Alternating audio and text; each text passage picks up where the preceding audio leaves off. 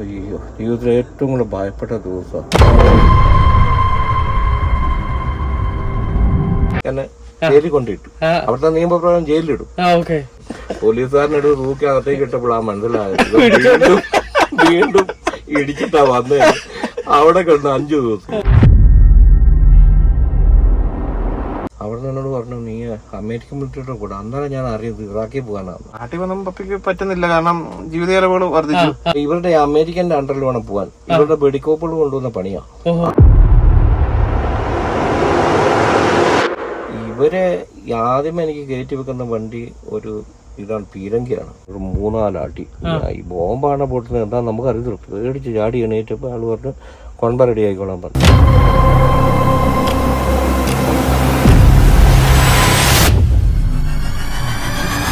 ഞാൻ വെട്ടി കിട്ടിയെന്ന് ഓർത്താ ഞാൻ പോണേ.